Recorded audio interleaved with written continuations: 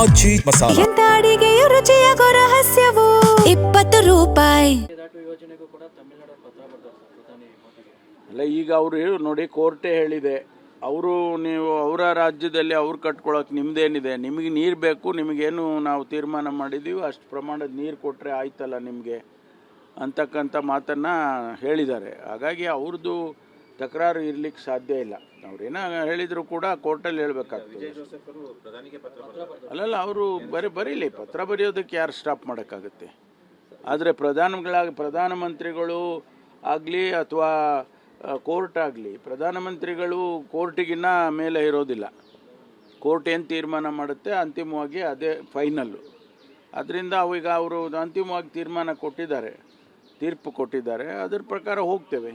Sir, Vijay ಅವರು ರಾಜ್ಯಕ್ಕೆ ಬರ್ತಿರೋದನ್ನ BJP ಅವರು ವಿರೋಧ ಮಾಡ್ತಾ ಇದ್ದಾರೆ. ಇಂಡಿ ಒಕ್ಕೂಟದಲ್ಲಿ ಇವರು ಇರೋದ್ರಿಂದ ಇವರು ಮೇಕೆದಾಟು ಯೋಜನೆಗಾಗಿ ಈಗಾಗಲೇ ವಿರೋಧ ವ್ಯಕ್ತಪಡಿಸಿದ್ದಾರೆ. ಅವ್ರು ಬಂದು ಇನ್ನೇನು ಹೇಳಿದ್ದಾರೆ, ಕರ್ನಾಟಕದ ಮುಂದೆ ಅವಮಾನ ಮಾಡುವಂತಹದ್ದು ಯಾಕೆ ಬೇಕು ಅನ್ನುವಂತಹದ್ದು ಬಿಜೆಪಿ ಅವರು ವಾದ. ಸರ್, ಎರಡು ರಾಜ್ಯದ ಮುಖ್ಯಸ್ಥರು ಅನೇಕ ಸಮಸ್ಯೆಗಳಿರ್ತವೆ, ಅವುಗಳನ್ನು ಸೇರಿ ನಾವು ಬಗೆಹರಿಸ್ಕೊಳ್ತೀವಿ ಅಂತಂದರೆ ಅದು ಕೂಡ ಆಗಬಾರ್ದು. ಅಂತಂದರೆ ಒಕ್ಕೂಟದ ವ್ಯವಸ್ಥೆಯಲ್ಲಿ ಇದೆಲ್ಲ ಸಾಮಾನ್ಯ. ಮೊನ್ನೆ ಭದ್ರಾ ಪ್ರಾಜೆಕ್ಟಿನ ಹತ್ತಿರ ನಾವು ಆ ಗೇಟ್ಗಳೆಲ್ಲ ರಿಪ್ಲೇಸ್ ಮಾಡಿತ್ತು. ಅದರ ಉದ್ಘಾಟನೆಗೆ ಚಂದ್ರಬಾಬು ನಾಯ್ಡು ಅವರು ಬಂದಿದ್ದರು, ತೆಲಂಗಾಣ ಮುಖ್ಯಮಂತ್ರಿಗಳು ಬಂದಿದ್ದರು, ಮತ್ತು ನಮ್ಮ ಮೂರು ಜನ ಸೇರಿಕೊಂಡು ಕೆಲವು ವಿಷಯಗಳನ್ನು ಪ್ರಸ್ತಾಪ ಮಾಡಿದ್ದಾರೆ.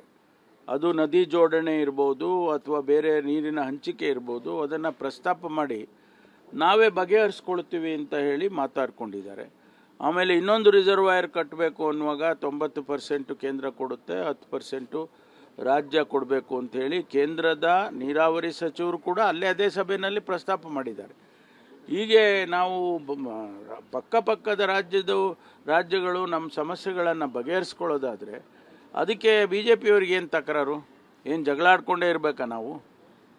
ಅವ್ರು ಹೇಳೋ ಪ್ರಕಾರ ರಾಜ್ಯಗಳೆಲ್ಲ ಜಗಳಾಡ್ಕೊಂಡೇ ಇರಬೇಕು, ಅವ್ರು ಯಾರು ಕೂಡ ಹೊಂದಾಣಿಕೆಯಲ್ಲಿ ಹೋಗಬಾರ್ದು ಅನ್ನೋದೇನಾದರೂ ಅವ್ರದ್ದು ಇದ್ದರೆ ಅದು ಅವರ ನೀತಿ, ಅದು ಭಾರತೀಯ ಜನತಾ ಪಾರ್ಟಿಯ ನೀತಿ ಇರಬೇಕು.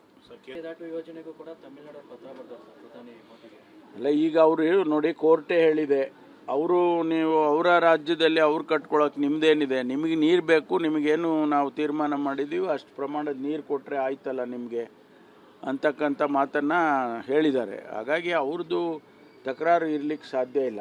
ಅವ್ರೇನೋ ಹೇಳಿದರೂ ಕೂಡ ಕೋರ್ಟಲ್ಲಿ ಹೇಳಬೇಕಾಗ್ತದೆ. ಅಲ್ಲಲ್ಲ, ಅವರು ಬರೀಲಿ, ಪತ್ರ ಬರೆಯೋದಕ್ಕೆ ಯಾರು ಸ್ಟಾಪ್ ಮಾಡೋಕ್ಕಾಗುತ್ತೆ. ಆದರೆ ಪ್ರಧಾನಮಂತ್ರಿಗಳು ಆಗಲಿ ಅಥವಾ ಕೋರ್ಟ್ ಆಗಲಿ, ಪ್ರಧಾನಮಂತ್ರಿಗಳು ಕೋರ್ಟಿಗಿನ್ನ ಮೇಲೆ ಇರೋದಿಲ್ಲ.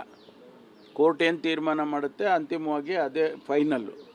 ಅದರಿಂದ ಈಗ ಅವರು ಅಂತಿಮವಾಗಿ ತೀರ್ಪು ಕೊಟ್ಟಿದ್ದಾರೆ, ಅದರ ಪ್ರಕಾರ ಹೋಗ್ತೇವೆ.